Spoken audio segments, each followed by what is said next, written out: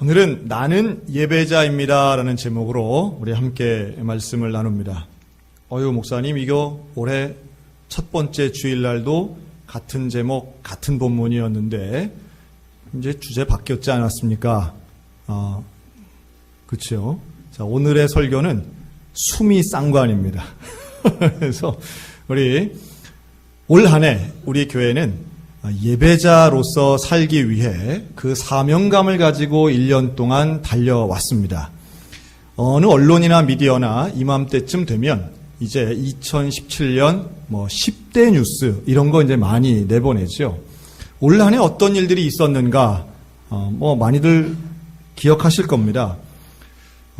ICBM, 사드, 여러분 이런 게 뭔지 우리가 사실 알 필요도 별로 없었던 단어들이 그냥 온 국민이 다 아는 단어가 돼버렸습니다. 왜냐하면 저 북한이 도발을 하는, 미사일 도발을 해서 대륙간 탄도미사일, 무슨 고고도 방어체계 이런 군사 전문 용어를 온 국민이 알 수 있을 정도가 돼서 지난 1년 동안 북한이 쏘아올린 미사일만 30번이 넘습니다. 그래서 다른 나라 사람들이 볼 때는 야, 한국 정말 위험한 거 아니냐 하는 그런 위기감을 느끼고 있는데, 다만 이제 우리는 워낙 자주 겪어서 그런지 좀 무덤덤해진 것 같기도 해요. 그리고 또 하나, 포항에서 일어난 지진은 오히려 우리 전 국민들에게 야, 우리나라가 더 이상 지진의 안전지대가 아니구나 하는 것을 일깨워준 사건이면서 동시에 유례가 없던 하루 전날 수능고사가 연기되는 일들도 있었던 거죠. 그러나 그 모든 것보다도 가장 올해 중요했던 것은 대통령 탄핵과 그리고 유사일에 처음 이루어진 조기 대선이 아닐까 생각이 듭니다. 현 정부가 탄생하는 데 있어서 많은 사람들이 혼란을 겪으면서 올 한 해를 지금까지 달려왔습니다. 모든 게 변하는 것 같습니다. 한치 앞을 예상하지 못하고 내년은 어떤 일이 일어날까 사실 예견하기는 쉽지 않습니다.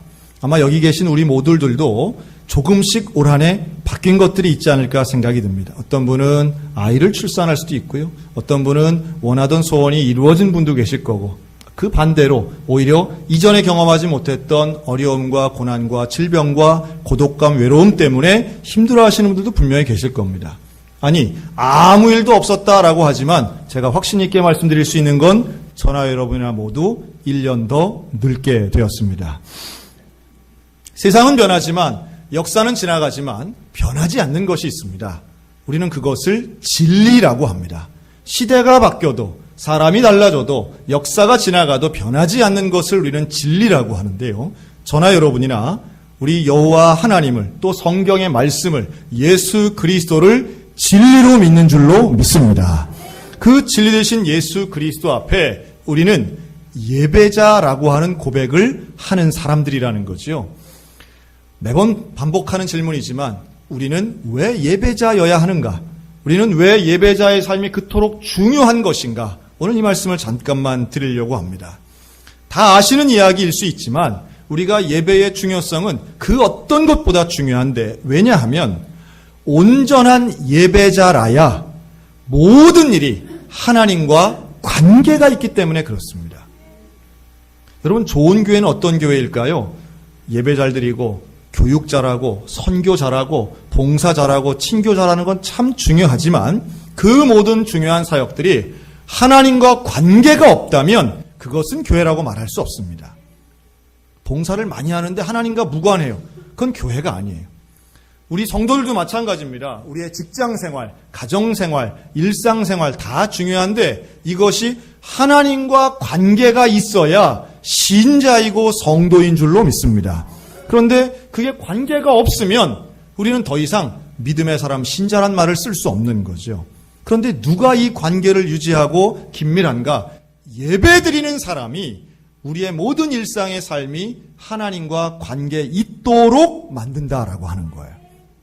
저는 우리 소양교회가 무슨 일을 하든 먹든지 마시든지 아니면 친교를 하든 봉사를 하든 주의 영광을 위하여 하는 하나님과 긴밀한 관계가 맺어져 있는 온전한 교회 되기를 소원합니다. 2017년 우리 교회를 한번 돌아봤어요. 그랬더니 우리 예배자가 되기 위해서 공예배 출석 열심히 했고요. 또 특별히 감사한 것은 구역 예배가 참 부흥했다라고 하는 겁니다. 열심히 모이려고 하시고 또 모여서 예배드리는 것이 기쁘고 참 감사한 소그룹 모임의 예배들이 활성화되었다는 건 정말 제일 감사한 일인 것 같아요. 그리고 이를 바탕으로 해서 가정 예배의 축복성을 깨닫는 것 참 복된 일이었죠. 우리 상반기에는 우리가 가족들이 세족식을 했고요. 또 후반기에는 자녀들을 축복하며 안수기도를 했습니다. 그리고 그것을 우리 교회 밴드나 홈페이지에 사진을 올려서 함께 은혜를 나누었던 일, 지금도 인상 깊게 감동받고 있습니다. 교육도 마찬가지죠. 교육부서들이 열심히 최선을 다해서 선생님들과 함께 열과성을 다해 수련회를 하고 행사들을 하면서 많은 어린이들, 청소년들이 우리 교회로 왔습니다. 그리고 또 하나 변화를 이야기한다면 우리 교회 새로운 사역자들이 오셔서 모든 교육부서에 그러려고 일부러 한 건 아니지만 지금 우리 강원 서지방 내에서는 가장 젊은 전도사님들로 지금 우리 교회 교육부서 라인업이 짜여져 있다는 것은 또 하나의 내년도에 기대거리가 아닌가 생각이 들어요. 하지만 제일 제 기억에 참 감사했던 것은 지난 1월달 다들 기억하실 겁니다. 우리 교회가 가정을 파송해서 선한 목자 교회를 개척하고 창립한 일입니다. 또 같은 달에 우리 평안교회를 회복해서 우리 구역별로 매주마다 가서 예배를 드리고 그 교회를 지켜내고 새롭게 세워가는 일들은 정말 하나님 앞에 감사하는, 우리를 사용하시고 있구나라고 하는 그 감사의 제목이었고요. 한동안 좀 소원했지만 백대대 부대 안에 있는 횃불교회를 우리가 다시 연결하고 방문해서 그 교회를 후원하고 함께 예배드린 일, 많은 성도들이 직접 방문하 예배드린 일은 우리 교회가 갖고 있는 선교적 사명을 확인한 일이었어요. 그리고 근처에 있는 우리 도청선교회, 또 근처에 있는 직장인 기독연합회를 우리 교회가 수차적으로 수용하고 또한 기도회와 예배들을 함께 도움으로 직장선교, 군선교, 해외선교 이것들을 감당할 수 있었던 참 감사한 한 해였습니다.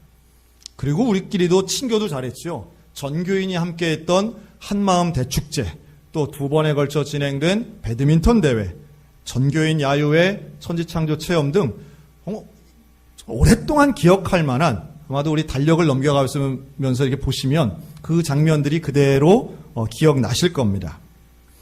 봉사도 마찬가지입니다. 매달 진행한 미용봉사, 또 매달마다 60가정 넘게 우리가 전달한 반찬봉사, 또 지난 여름 유난히 무더웠지만 공간조정공사를 통해서 우리 교회의 모습을 새롭게 단장하고 또 카페를 만들어서 새로운 사역을 만들어냈던 일들도 참 기억남고 감사한 일들이었습니다.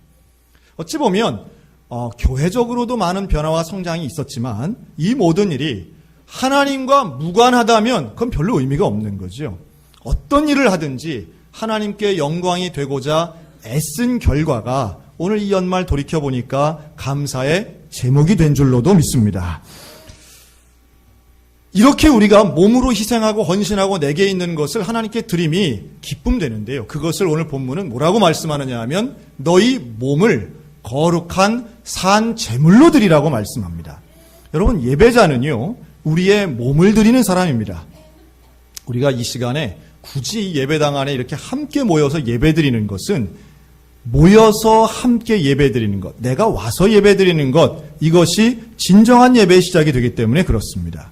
만약에 나는 목사님 내 마음은 교회 가 있고요, 제 몸만 요 이불 속에 있는 겁니다 하면 그건 온전한 예배가 될 수 없습니다. 하나님이 정말로 원하시는 예배가 무엇인가? 우리의 몸을 드리는 거예요. 우리의 삶을 드리고 일상의 생활을 드리는 것, 우리 하나님 정말로 기뻐하시는 영적 예배인 줄로 믿습니다. 그 예배를 드리기 위해 우리는 올 한 해 동안 노력했고 앞으로도 최선을 다할 것입니다. 앞으로도 저와 여러분은 영원히 하나님을 섬기는 예배자여야 되기 때문에 그렇습니다. 하나님과 긴밀한 관계를 맺는 그 가정, 온전한 믿음의 가정이 될 것이고 하나님과 긴밀한 관계를 갖고 있는 교회, 참된 교회가 될 겁니다. 그리고 또 하나, 이 예배는 누가 뭐라 해도 하나님이 기뻐하시는 일이기 때문에 우리는 예배 드려야 됩니다. 하나님이 정말로 원하시는 일이 예배이기 때문이에요.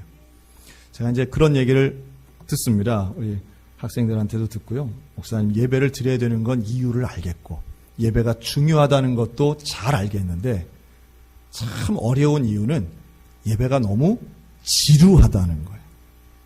예배가 도대체 재미가 없다는 거예요. 여러분, 이렇게 말하는 게 꼭 아이들, 청소년들만 그렇게 얘기할까요? 아니면 교회를 20년, 30년 다닌 어른들도 그렇게 얘기하는 사람이 그냥 한두 명 있겠죠. 재미가 없다는 거예요. 근데 여러분, 정말로 예배가 어떤 것인가를 잘 한번 생각해 보시면 재미를 찾기 위해서라면 극장 가셔야 됩니다. 재미를 느끼기 위해서라면 텔레비전 코미디 프로를 보셔야 됩니다. 아니, 어떤 면에서는 그런 걸 봐도 사실은 웃기려고 작정하고 만든 것도 보면 재미가 없을 때도 있거든요. 그런데 예배는요, 내가 재미있으려고 드리는 걸까요? 아니면 하나님을 기쁘시게 해드리려고 드리는 걸까요? 하나님을 기쁘시게 하는 것이 먼저인 줄로 믿습니다. 이게 먼저예요. 그러니까 사실은 오늘 우리가 여기 모여 있는데 오게 된 과정과 사정이 다 다를 수 있습니다. 어떤 분은 그냥 오신 분도 혹시 계실지 모르겠고요. 제가 이 시간 좀 주목하는 분들은 정말 올 수 없는데 정말 어려운 일이 있고 몸이 약하거나 집안에 진짜 어려운 문제가 있거나 오지 못할 만한 문제와 상황이 참 있었지만 하나님을 기쁘시게 해드리려고 하나님을 만나기 위해서 예배 드리기 위해서 이 자리에 온 그 한 사람. 여러분, 하나님은 그 사람이 여기 와 있는 것 자체만으로 우리 하나님은 기뻐하실 줄로 믿습니다. 전 그럴 수 있다고 봐요. 마음이 상하고 깨져서 예배는커녕 나는 하루 살기도 힘들어요, 이런 사람이 있을 수 있어요. 그런데 하나님 만나려고 이 자리에 나왔다면 그 나온 자체만으로 하나님은 기뻐하실 줄로 믿습니다. 제가 조금 외람되지만 이 앞에 서면 그런 분들이 보여요. 그런 분들이 보여요. 그런 분들은 절대로 이렇게 예배드리지 않습니다.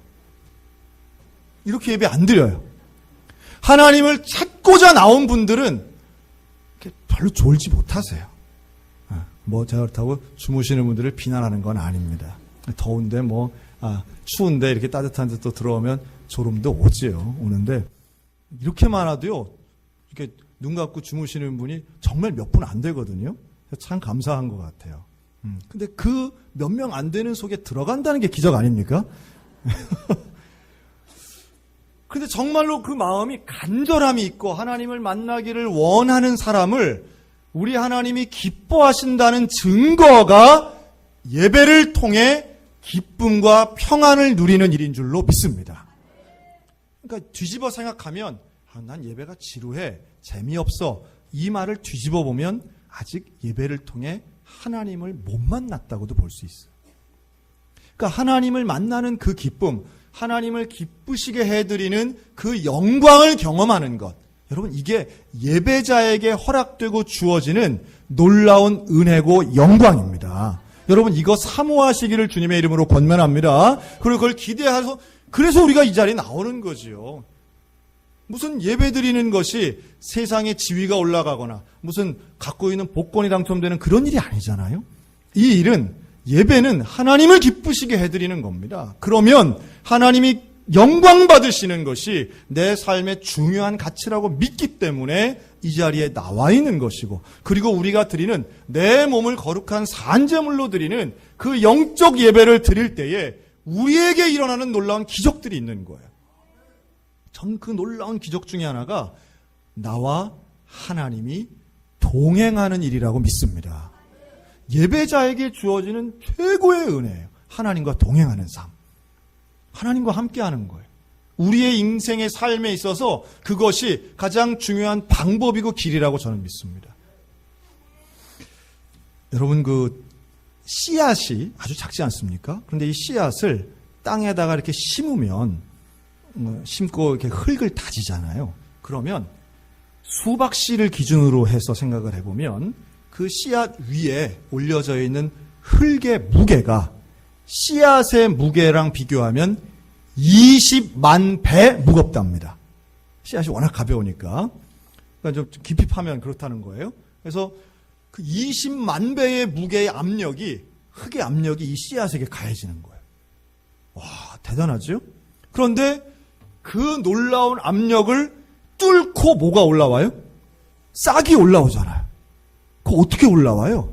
저는 그게 생명의 능력이라고 믿습니다. 생명이 있으면 그 어마어마한 무게를 뚫고 올라갈 수 있는 거예요.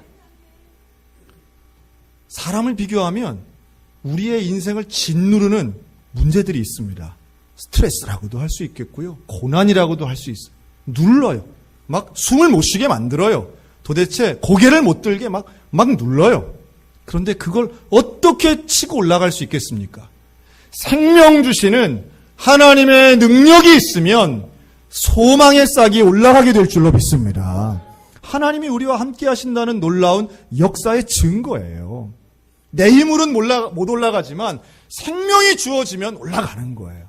참된 생명, 생명의 근원 되시는 하나님과 함께 소망의 싹이 올라가는 역사가 우리 가정과 개인 가운데 있으시기를 주님의 이름으로 축복합니다. 제가 최근에 한 경제신문에서 읽은 이야기인데요.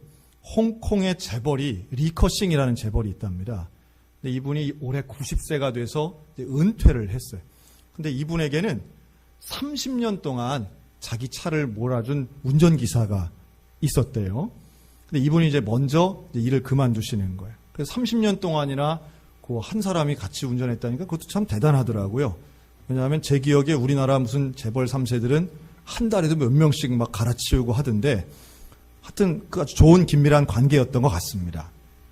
그리고 그 운전기사가 은퇴할 때에 이 리커싱 회장이 그동안 참 수고했다 하면서 이렇게 돈을 준 거예요. 근데 얼마를 줬느냐 하면 200만 위안, 우리나라 돈으로 약 3억 6천만 원쯤 되는 큰 돈을 준 겁니다. 뭐 재벌 회장님이니까 또 큰 통 크게 한번 쏜 것 같아요. 근데 놀라운 건 그걸 딱 본 이 운전기사가 회장님 참 감사합니다. 그런데 저 그거 안 주셔도 됩니다. 왜? 저 이미 돈 많습니다. 저 재산이 2천만 위안, 36억이 넘었습니다. 그리고 회장님이 깜짝 놀라는 거예요. 야, 너 월급이 그렇게 100만 원 조금 넘는 월급 줬는데 언제 그렇게 돈을 모았냐? 진짜냐? 그랬더니 이 운전기사가 뭐라고 했느냐 하면 회장님, 저는 회장님 차를 30년 동안 몰았습니다. 어딜 가든 회장님과 동행했습니다. 그러다 보니 제가 원한 건 아니었지만 회장님이 누구랑 전화하면 그게 다 들렸고 누구랑 만나서 얘기를 하면 그 대화 내용을 차 안에서 대화하실 때 다 들었습니다. 그래서 어디에 땅을 구입하는지 어느 회사 주식을 살지를 제가 다 들었습니다. 그리고 조금씩 따라했더니 저도 부자가 됐습니다. 하여튼 오해는 하지 마세요. 뭐 주식 사고 땅 사란 얘기 아닙니다. 뭐 모든 재벌이 다 그렇게 되진 않았겠지만 이 아주 유명한 일화라고 하더라고요. 그럼 무슨 말입니까? 누구와 동행하느냐가 그 사람의 10년 후, 20년 후를 결정하는 거예요. 여러분들은 평소 누구와 즐겨 대화하시고 누구와 식사하시고 누구와 교제하십니까? 여러분 가능하면 거룩한 사람들과 교제하시기를 주님의 이름으로 권면합니다. 친구도 중요하지만 직장 동료도 중요하고요. 교회의 교우 관계도 참 중요합니다. 혼자 고립되지 마시고 또 나랑 잘 맞는다고 비슷한 수준하고만 놀지 않으셨으면 좋겠어요. 좀 거룩한 분들과 함께 좋은 영향력을 서로 누리셨으면 좋겠습니다. 그런 거 있잖아요. 바둑이나 장기도 똑같은 사람이 같이 100판, 200판 더 봐야 실력이 안 는대요. 뛰어난 고수하고 같이 있어야 되겠죠. 인생의 고수. 우리를 가르치고 우리를 정말 내가 배울 만한 그런 사람들. 저는 우리 교회 그런 분들 참 많다고 봐요. 오늘 공로패 받으시는 분들 그런 분들 같고요. 또 우리 교회 장로님들 그런 분들 같고요. 또 우리 구역장, 구역강사님들 저는 그런 분들이라고 믿습니다. 연약한 면이 분명히 있지만 하나님을 믿는 예배자들에게는 그런 거룩함이 있고 성결함이 있어요. 아니, 생명의 근원 되신 하나님과 동행하여 살면 우리가 하나님의 거룩한 성품, 성령의 열매를 맺어가며 저와 여러분의 삶도 재벌과 같이 30년 다녀도 부자가 된다는데 하나님과 함께 있고 예배자의 삶을 살면 우리는 성령을 닮은 성품의 사람이 되어 있어야 되지 않느냐는 거예요. 여러분, 진짜 능력은요, 개인이 갖는 것이 아니라 동행함에 있습니다. 하나님과 동행할 때에 진짜 능력이 우리 가운데에서 드러나게 될 줄로 믿습니다. 2018년도도 어떻게 살아갈 것인가, 무슨 일이 일어날지 저는 예견할 수 없지만 분명한 것은 하나님과 동행해야만 제대로 살 수 있습니다. 그 동행하는 방법은 예배자로 사는 것밖에 없다는 거예요. 그거 외에 뭐가 있겠어요? 예배자로 사는 겁니다. 우리는 사나 죽으나 예배자로 살 수밖에 없는 사람들이에요. 타임지가 선정한 세계에서 가장 위대한 선교사에 선정된 선교사님이 계십니다. 이게 1930년대, 40년대 타임지는 이런 것도 골랐더라고요. 그래서 가장 위대한 선교사, 또 노벨 평화상에도 2번이나 노미네이트 됐던, 후보자로 올랐던 위대한 선교사님이 있습니다. 이름이 스탠리 존스라고 하는 분인데요. 이 스탠리 존스는 마하트마 간디하고도 아주 친분이 있었던 인도 선교사입니다. 근데 이분이 정말 건강한 분이었어요. 그래서 70이 넘을 때까지도 감기 한 번 안 걸리고 그 인도 땅에서 아주 정치적으로도 영적으로도 아주 칭송받는 지도자였습니다. 타고르라고 하고 유명한 시인 있죠. 그분하고도 아주 절친이었다고 하더라고요. 근데 이분이 이제 구술을 통해서 쓰신 책이 있는데요. 하나님의 예스라고 하는 제목으로 번역이 되어서 한 10년 전에 나왔던 책입니다. 근데 이 책의 내용에 스탠리 존스 목사님의 말년에 경험했던 그 삶들이 기록이 되어 있는데, 이분이 참 건강하게 사시다가 88세, 88 되던 해에 뇌졸중이 이제 온 거예요. 그래가지고 혼자서 있다가 쓰러진 거예요. 넘어졌어요. 딱 들어놓는데 마룻바닥에 쓰러졌는데 혼자 있다 보니까 그 마룻바닥에 5시간 동안 누워 있었던 거예요. 죽지도 않고, 죽은 게 아니라 눈만 깜빡거리면서 손가락 하나 까딱할 수 없을 정도로 누워 있었던 거예요. 여러분, 그쯤 되면 무슨 생각이 들까요? 사람이 본능적으로 이게 내가 죽는구나, 이런 생각이 들 수 있고요. 또 하나의 좀 안 좋은 부정적인 생각은 뭐냐 하면 내가 안 죽고 이 상태로 몇 년이 갈 수도 있겠구나, 이런 생각도 이제 들 수 있잖아요. 근데 이 스탠리 존스 선교사님이 그 책에 쓰신 내용은 이런 거예요. 그 순간, 그 5시간 동안 나는 한 가지 생각만 딱 들었는데, 그 한 가지 생각이 뭐냐 하면 바로 예수 그리스도. 예수 그리스도만 생각나더래요. 그러면서 예수님, 지금까지 나의 인생은 예수님에게 순종한 삶이었고, 지금 내가 죽어도 예스, 혹은 안 죽고 이 상태로 몇 년 가도 예스, 고쳐주셔도 예스. 그래서 책 제목이 하나님의 예스. 그러니까 죽어도, 또 그냥 병이 낫지 않고 그대로 있어도, 혹은 병이 나아도 예스라는 거예요.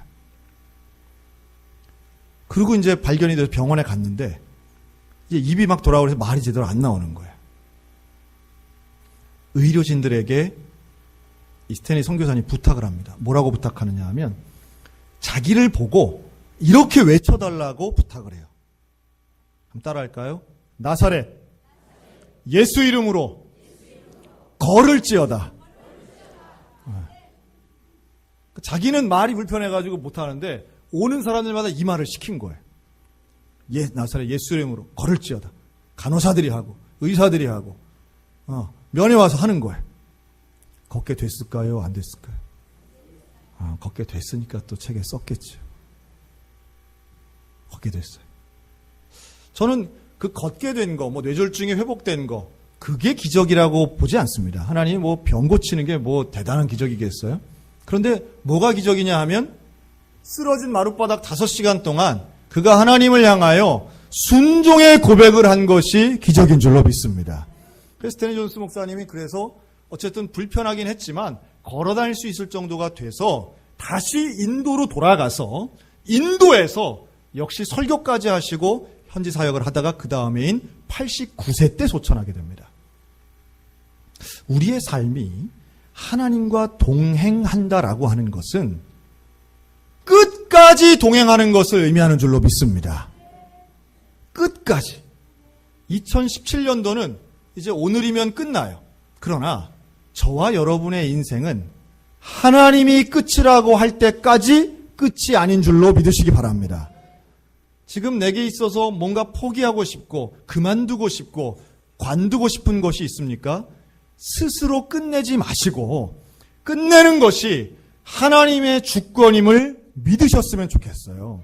시작하신 분도 하나님이시고 끝내시는 분도 여호와 하나님이시라고 하는 겁니다. 이 믿음이 우리 안에 있으면 어떤 웬만한 시험에 우리는 넘어지거나 절망하지 않을 수 있다고 저는 믿습니다. 예배자는 그래서 무엇이 올바른 것인가? 하나님의 선하시고 기뻐하시고 온전한 뜻이 무엇인지 분별할 수 있는 은혜가 있는 사람, 예배자라고 하는 거예요. 그러니까 뭐가 사단의 유혹이고 뭐가 내가 극복해야 할 것인지 이것만 분별해도 우리의 인생이 분명히 구별되고 하나님이 동행하시는 변화의 역사를 경험하게 될 줄로 믿습니다. 사랑하는 성도 여러분, 이 예배자의 사명을 끝까지 지키시기를 주의 이름으로 권면합니다. 주님의 이름으로 축복합니다. 우리가 평생토록 행해야 할 사명, 바로 예배자의 사명입니다. 올해도 우리가 예배자로 살려고 했지만 내년에도, 아니 하나님 나라 갈 때까지 우리는 예배자로 살 것입니다. 살려고 노력할 것입니다. 그래서 하나님과 긴밀한 관계를 가지고 하나님이 기뻐하시는 그 예배의 자리에 있을 것이며 주님과 동행하는 그곳이 어디든 간에 땅끝이라도 주님과 함께 가는, 그래서 주님이 우리에게 주시는 그 놀라운 은혜를 날마다 경험하며 살아가는 거룩한 예배자들 다 되시기를 주님의 이름으로 축원합니다. 아멘.